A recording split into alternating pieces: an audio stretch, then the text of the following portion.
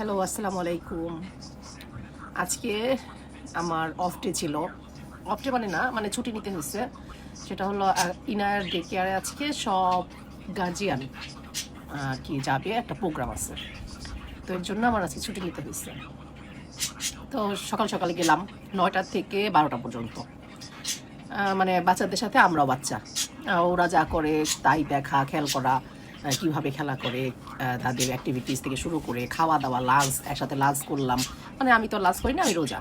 তা আমি আগে থেকে বলে রাখছি যে আমি খাবো না, আমার খাবার আমি নিয়ে আসবো না। তো আমি বসেছিলাম, আর আর সবাই বাকি সবাই খেলো। তো বাসায় এসেই মানে এত মানে খারাপ লাগতেছিল, হঠাৎ করে জানি না ঘুমাই গেছি। ঘুমে থেকে উঠে তাকাইতে পারতেছি না, চোখ চুলকাচ্ছে, মানে হেঁচি হেঁচি।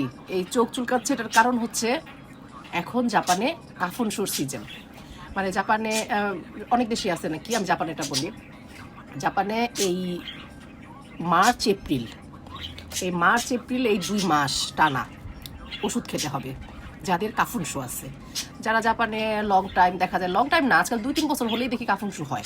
আগে শুনতাম যে যারা 8-10 বছর হয়ে যায় জাপানে লং টাইম হয়, তাদের নাকি কাফুন শো হতো। কাফুন শো একটা ফুলের রেণু থেকে, মানে এই সিজনটা হয়, সাকুরার সিজন। এখন এই 8-2 সপ্তাহ পরে সাকুরার সিজন, এই চেরি বর্ষম।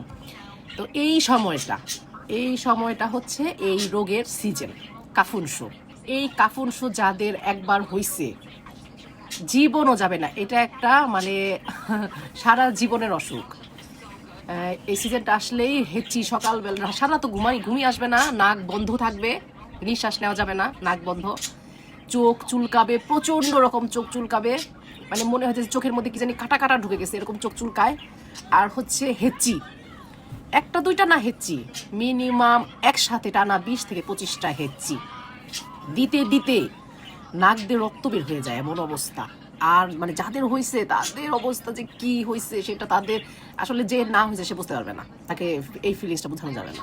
এত একটা বাজে রোগ, বাজে কাফুন শো। তা আমার আছে এই কাফুন শো রোগটা। আমি এই যে মানে 2 দিন যাবতই শুরু হয়ে গেছে আমার চোখ চুলকানো আর হচ্ছে হেঁচি হেঁচি দেওয়া।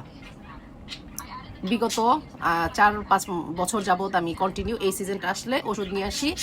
1 মাসের ওষুধ দেয়, পরে আবার একটা মাস শেষ হয়ে গেলে আবার আরেক মাসের ওষুধ দেয়, টানা 2 মাসের ওষুধ খেতে হয়। নাকে ড্রপ দেয়, নাকে ড্রপ দিলে নাকটা খুলে তারপর একটু ঘুমানো যায়। চোখে ড্রপ দেয়, তাহলে কাটা কাটা কমে। আর খাওয়ার ওষুধ দেয়, সেটা খেলে হেঁচিটা কমে।